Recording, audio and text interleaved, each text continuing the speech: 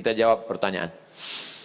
Seringkali teman yang berbeda agama mengucapkan selamat ketika Idul Fitri.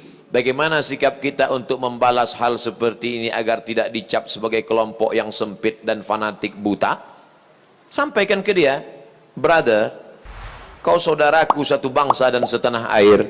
Aku tidak bisa mengucapkan selamat Natal karena bagi kami Nabi Isa itu bukan Tuhan, dia adalah Nabi utusan Allah. Dan bagi kami dia tidak lahir tanggal 25 Desember. Kuharap kau tidak tersinggung dengan ini. Kalaupun kau tersinggung, ya nggak apa-apa. Saya punya sahabat tidak Islam, tapi saya sampai hari ini masih teman baik. Dan dia tidak tersinggung karena dia tahu keyakinan saya. Itulah makna persahabatan. Persahabatan itu seperti kepompong. Berawal dari ulat menjadi kupu-kupu. Persahabatan itu kan saling memahami, saling mengerti. Bukan kita mengorbankan akidah kita. Bukan berarti dia ucapkan Idul Fitri 1 Syawal, mohon maaf zahir dan batin, lalu kita balas dengan ucapan yang sama. Tapi di hari baik, di hari yang lain, saya tetap datang bersilaturahim. Saya tetap datang berkunjung ke rumahnya. Dia beri saya minuman kaleng. Dia tahu dalam akidah saya makan bekas makanan yang tidak halal tidak boleh. Dia kasih saya kue kotak, dia kasih saya minuman kaleng. Kami saling menjaga sampai hari ini. Bukan berarti saya tidak punya kawan beda agama. Semoga Ustadz selalu sehat, amin. Diberkahi, amin. Dirahmati, amin. Mohon motivasi, insya Allah. Pemuda yang berhijrah terkadang merasa putus asa karena selalu teringat dosa di masa lalu. Kalau kau masih ingat dosa, alhamdulillah. Yang khawatir justru kau nggak ingat dosa. Setelah hijrah kau merasa sudah menjadi penghuni surga, yang lain masuk neraka. Setelah hijrah, bapaknya masuk neraka, emaknya masuk neraka. Yang masuk surga cuma dia, istrinya sama gurunya. Di kaplingnya surga itu. Memang dia panitia akhirat. Orang yang diterima taubatnya ketika dia mengenang dosa-dosanya di masa lalu, maka hatinya hancur lebur, air mata tak tertahan menetes. Itu orang yang taubat nasuha. Ini sekarang punya banyak juga yang hijrah ini. Ustadz, saya ini dulu nakal. Kartu kuning sudah datang. Banyak juga saya ketemu orang yang sudah hijrah taubat. Apa kata dia? Ustadz, saya ini semua minuman sudah saya minum, semua perempuan sudah saya rasa, dari Afrika sampai Eropa. Ente taubat apa bangga? Dosa kok bangga? Ini yang taubatnya diterima Allah SWT. Rasa takut kepada Allah. Apa tujuan puasa 30 hari? Ya ayyuhalladzina amanu kutiba alaikumusyamu kama kutiba alal ladzina min qablikum la'allakum takut. Wahai engkau saudaraku, engkau sudah punya rasa takut dalam hati. Dengan bekal takut inilah engkau akan masuk ke dalam surga Allah Subhanahu wa taala. Ada orang minta jasadnya dibakar, abunya di laut dihanyutkan. Kenapa?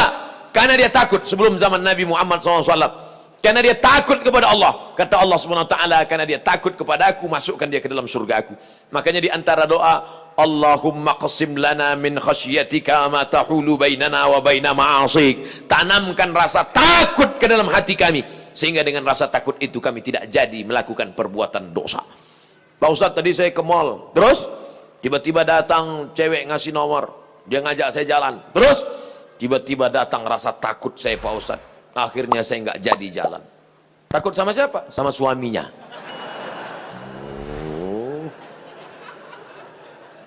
Untuk masyarakat Indonesia yang beragam, bagaimana model bertetangga yang diajarkan Islam dalam menghadapi perbedaan keyakinan dan latar belakang etnis? Saya nyewa rumah ngontrak di Mesir di lantai bawah. Di atas namanya Baba Yosef Hana. Baba Yosef Hana, agamanya Kristen Ortodok. Saya bertetangga 2 tahun, dari tahun 2000 sampai 2002. 2002 bulan November pulang. Suatu ketika kami datang mengadu ke Baba Yosef. Baba Yosef, kami tidak sanggup lagi bayar uang sewa rumah.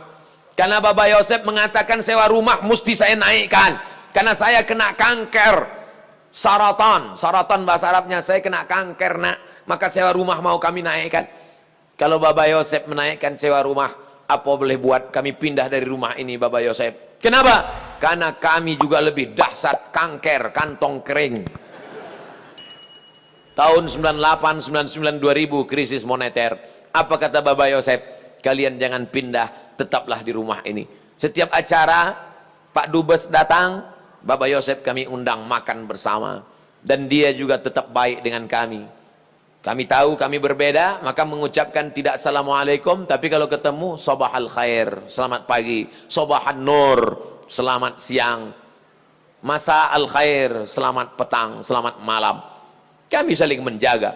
Apakah karena berbeda lalu kemudian kami berkumpul bersama? Ini tuan rumah beda agama, mari kita siapkan pisau dapur, kita bunuh dia malam-malam. Wala ana abidum ma'abattum wala antum abiduna ma'abud lakum dinukum waliyadin. Kami tetap bisa bekerja sama. Di Indonesia, tetangga dekat rumah saya non muslim, kami bertetangga, tidak pernah konflik sampai hari ini. Mereka saya khawatir yang ribut-ribut di internet ini yang nggak bertetangga malah ribut. Manusia gagal paham. Kalau ada orang gagal paham, kita kasih paham, insya Allah dia paham. Yang jadi masalah ini, ada orang-orang yang cari makannya dari gagal paham. Kalau nggak gagal paham, nggak makan. Bahaya ini manusia. Mesti dibina. Kalau tidak bisa dibina, dibinasakan. Ustadz, ibu saya meninggal seminggu yang lalu. Ibu saya meninggal hari Jumat ini 11 Rajab setahun yang lalu. Sampai hari ini belum hilang sakitnya. Apalagi kalau seminggu yang lalu. Saya mohon doanya agar ibu saya ditempatkan di tempat terbaik di sisi Allah. Nanti di akhir majelis, bukan hanya ibu engkau saudaraku, ibu kita semua. Dulu, makin berjalan hari itu makin lama dia makin berkurang. Di antara yang menenangkan hati ini adalah banyak-banyak berkirim doa. Habis setiap solat, Allah maghfirlaha warhamha wa'afiha wa'afu anha. Kalau kau sanggup baca sekhatam Quran, bacakan sekhatam. Tak sanggup sekhatam, baca Yasin. Tak sanggup Yasin, baca Fatihah. Fatihah tak juga sanggup, parah kali. Habis itu pula kalau kau ada duit gaji sedekah, belikan beras 10 kilo, sarden, ikan, kumpul, masukkan ke kresek, serahkan ke anak yatim. Sebutkan, ni anak yatim tolong doakan almarhumah ibu saya. Di mana dulu tempat dia sholat, kau buka sajadah sholat kau di situ, menenangkan hati. Wasta'inu bis sabri wassalah. Mintalah tolong kepada Allah dengan sabar dan sholat. Saya tahu, man lam yadhuq lam ya'rif man lam yadhuq. Orang yang tak meninggal ibunya tak dapat dia merasakan bagaimana sakitnya kehilangan. Oleh sebab itu maka yang masih ada ibunya, pulang dari sini, kau belikan makanan kesukaannya, datang ke rumahnya, cium tangannya, suapkan makanan, peluk dia, cium keningnya, senangkan hatinya. Hanya itu yang dapat membuat kau bahagia. Kalau kau ingin rezekimu seperti rezeki raja-raja, perlakukan ayah ibumu seperti raja. Insya Allah semua kesulitan hidupmu akan diberikan Allah kelapangan, insya Allah. Amin ya rabbal alamin. Sebelumnya mohon maaf Ustadz, pertanyaan ini keluar dari materi hari ini. Belakangan ini saya lihat banyak perkumpulan orang-orang atau komunitas mengaku Islam modern atau Islam yang bersatu dengan budaya. Bagaimana cara kita memandangnya agar kita tidak disebut musyrik dan diterima di kalangan masyarakat sebagai pecinta budaya daerah?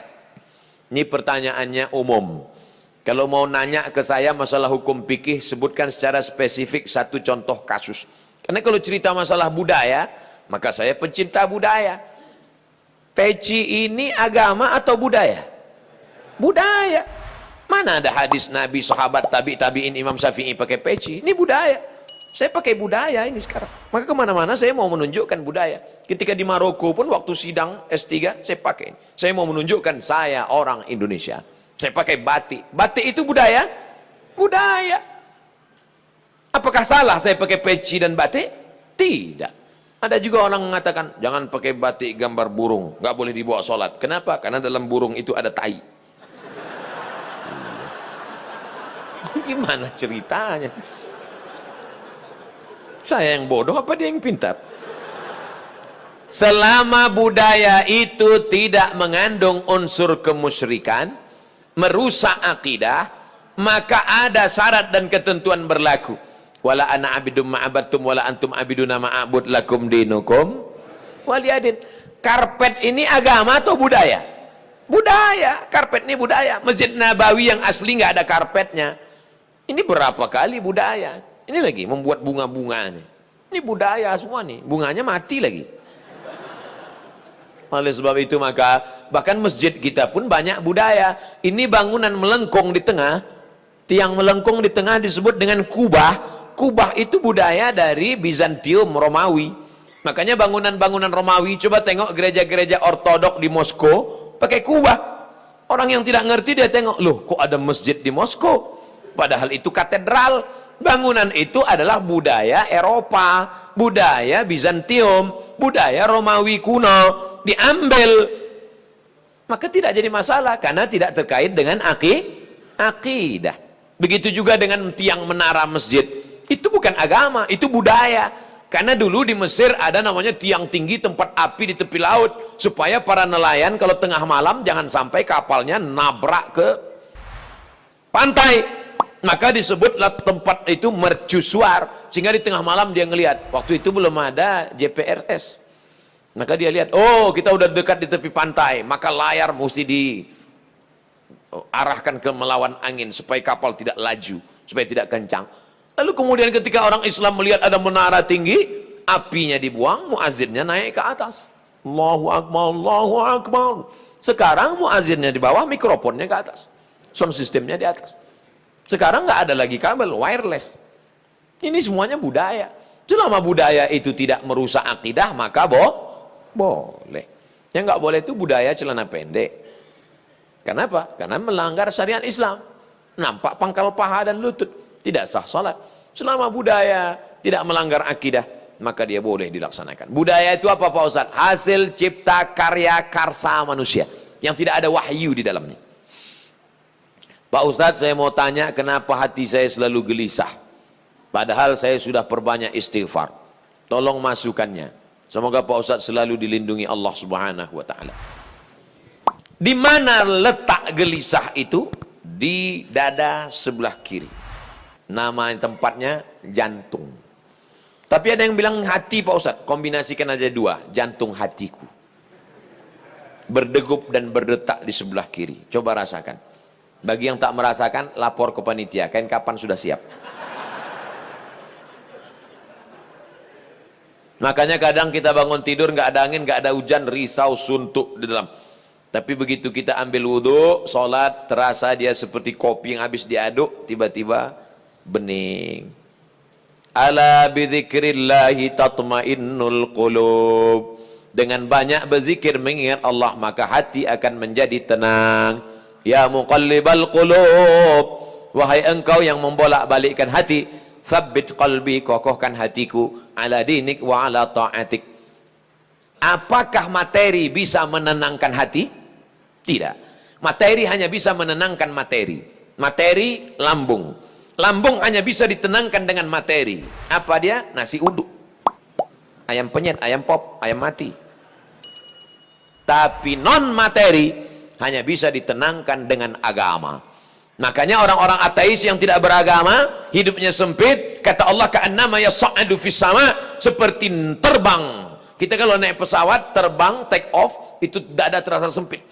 Begitulah orang yang tidak berserah diri kepada Allah, sempit. Akhirnya mereka mencari ketenangan kemana? Sabu-sabu, pil anjing gila, sakau, penjara, kalau ketangkap BNN, mati.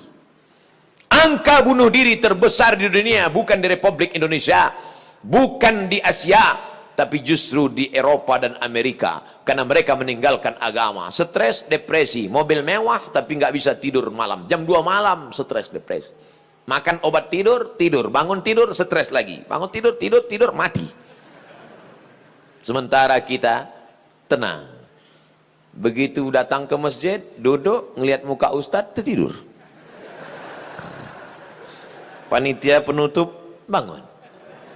Fabi ayyi ala'i rabbikuma tukadziban. Nikmat tidur apa lagi yang kau dustakan? Orang barat setengah mati makan pil tidur supaya bisa tidur. Nama penyakitnya insomnia. Orang kita baru ngelihat. Berikut ini mari kita dengarkan tausiah.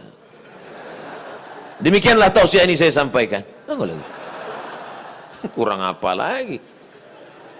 Maka kalau ada teman di sebelah tidur, biarkan. Dia sedang mensyukuri nikmat Allah Subhanahu wa taala.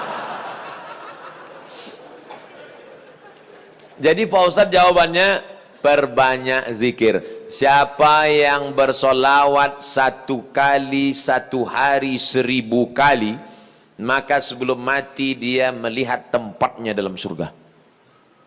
Siapa yang meriwayatkan itu? Ditulis oleh Syekh Ali Jum'ah, Mufti Mesir. Diriwayatkannya dari beberapa riwayat kitab-kitab sahih. Jadi kau beberapa kali istighfarnya. Coba amalkan ini. 1 kali 1000 kali. 1 hari 1000 kali. Beli tasbih yang ujungnya ada 10, 100 kali betul. Allahumma sholli ala sayyidina Muhammad wa ala ali Muhammad. Allahumma sholli ala sayyidina Muhammad. Kadang-kadang belum sampai 200 kau udah tertidur. Bangun lagi, sambung lagi. Allahumma sholli ala sayyidina. Malu bawa tasbih, pakai tasbih digital yang pencet itu. Allahumma sholli ala sayyidina. Allahumma sholli ala sayyidina. Tapi pelan-pelan. Kadang ada yang pakai tasbih itu. Macam makan bakwan kepanasan. Bagaimana hukumnya mengambil uang suami tanpa persetujuan suami untuk ditabungkan demi kepentingan rumah tangga? Ini namanya gerakan ibu-ibu kreatif. Ketika Nabi Muhammad SAW sedang duduk di atas bukit Sofa pada tahun 8 Hijrah, rekonsiliasi kota Makkah, Nabi pulang ke kota Makkah. Maka ketika Nabi sedang duduk, datang seorang perempuan. Nama perempuan itu Hindun. Dia tutup wajahnya karena dia malu kepada Nabi. Hindunlah dulu yang mengunyah jantung Hamzah karena dendam kesuma. Lalu Hindun berkata, suamiku inna Aba Sufyan rajulun syahih. Wahai Rasulullah, suamiku itu Abu Sufyan orangnya pelit, medit, kedekut, bakhil. Apalagi? Bapak ibu hafal seterusnya. Apa kata Nabi SAW? Ambillah uang dia selama untuk mencukupi kebutuhan engkau dan anak-anakmu. Ini kabar gembira bagi ibu-ibu sekalian. Tapi ingat, mencukupi. Nah, standar di Bandung saya tidak tahu berapa keperluan, karena beda harga makanan di Bandung dengan di Riau. Kalau di Bandung ini standarnya 3 juta, tiba-tiba si bapak cuma ngasih 1 juta, ibu boleh ambil 2 juta lagi. Sambutan yang luar biasa. Mana dalilnya? Itu ayat bapak ibu bapak baca waktu akad. Wa ashiruhunna bil ma'ruf. Pergaulilah mereka dengan ma'ruf. Ma'ruf diambil dari kata urf. Urf artinya tradisi setempat. Dasar pengambilan hukum dalam Islam ada 10. Quran, hadis, ijma', qiyas, syar'u man qablana, saddu zara'i, qaulus sahabi, istihsan, istishab. Urf. Urf artinya standar umum di kota Bandung berapa. Kalau umumnya di Bandung ini 5 juta, ternyata selama ini dia kasih 2, berarti ibu bisa ambil 3 menurut standar dan ketentuan berlaku. Tapi lebih dari ini tanggung dosanya, saya nggak ikut-ikutan. Saya nggak mau nanti terhalang masuk surga gara-gara ini. Abdul Somad masuk Jannatul Firdaus. Begitu udah mau masuk, datang bapak-bapak dari Bandung nuntut. Wah, saya nggak mau gara-gara ini. Di lingkungan tempat tinggal ada anak yatim. Kita insya Allah bersedekah. Tapi di saat ada keluarga yang sangat butuh bantuan, gimana Pak Ustadz? Wal jari dzil qurba wal jaril junubi. Ada tetangga tapi enggak kerabat, tapi ada tetangga dan ada hubungan kerabat keluarga, maka yang didahulukan adalah yang ada hubungan kerabat. Itu kaedahnya. Baik dalam hal membantu maupun dalam hal pergi kondangan. Undangan hari Ahad ada 5. Bagaimana kita menyusun skala prioritasnya? Yang pertama tetangga kerabat. Habis itu tetangga tidak kerabat. Habis itu teman sekantor. Ring 1, ring 2 gitu. Dalam hal ini boleh nepotisme. Sekarang orang enggak. Kalau ada undangan 5, yang pertama pejabat, orang kaya, tetangga yang miskin enggak punya apa-apa, yang kira-kira cuma makan sayur sama telur ayam. Ini enggak benar. Oleh sebab itu dalam hal membantu, bantu dulu keluarga. Tapi sekarang orang lebih mau bantu orang lain daripada bantu keluarga. Kenapa kamu lebih mau bantu orang lain daripada keluarga? Kalau bantu orang lain pujiannya melambung, kalau bantu keluarga masa cuma ngasih segini. Oleh sebab itu maka setiap keluarga membantu keluarganya skala prioritas, tapi setelah itu tetap membantu fakir miskin, anak yatim. Ara'aital ladzi yukadzibu biddin? Tahukah kamu siapa itu orang yang mendustakan agama? Orang yang mendustakan agama bukan orang sekuler liberal. Orang mendustakan agama adalah fadzalikal ladzi yad'ul yatim, menyia-nyiakan anak yatim, wala yahuddu ala ta'amil miskin, membiarkan fakir miskin. Fawailul lil musallin, lalai dalam salat. Alladzina hum an salatihim sahun alladzina hum yura'un, riya, wa yamna'unal ma'un, melarang orang berbuat baik, tolong menolong. 5 ini mudah-mudahan kita tidak termasuk dalam pendusta agama. Ustadz, tolong doakan muslim saudara kita di India. Itulah senjata kita terakhir. Kalau ada lembaga-lembaga yang terpercaya memberikan dana, maka kirimkan dana untuk membantu rumah mereka yang yang terbakar, saudara mereka yang terkapar, rumah mereka yang hancur, sumur bor, sekolah anak-anak pengungsi. Dulu Suriah, Palestina, Bosnia Herzegovina, Uighur, Rohingya. Coba perhatikan, Palestina, Bosnia Herzegovina dibantai oleh Slobodan Milosevic, Ali Izzet Begovic, ambis presidennya. Matang Uighur, datang Rohingya, sekarang India. Walaupun berbeda-beda tempat, tapi substansi maknanya sama. Mengapa mereka disiksa? Pertama, karena mereka lahir dalam keadaan la ilaha illallah Muhammadur Rasulullah. Yang kedua, karena mereka minoritas. Di mana-mana kalau kita minoritas, habis kita dibantai. Tapi kalau kita mayoritas, maka kita selalu menjaga kedamaian, keselamatan. Karena kita adalah agama Islam. Islam berasal dari kata salam.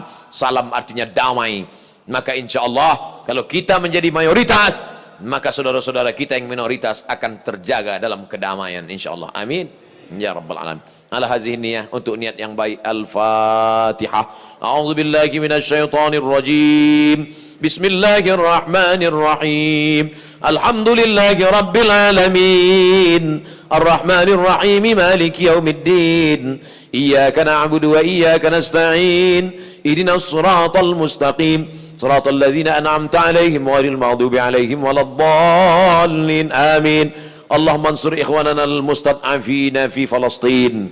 Tolong saudara kami sedang teraniaya di Palestina, di Rohingya, di Uighur, yang terakhir di India. Ya Allah, qawi imanahum, kuatkan iman mereka. Sahih ajsadahum, sehatkan badan mereka.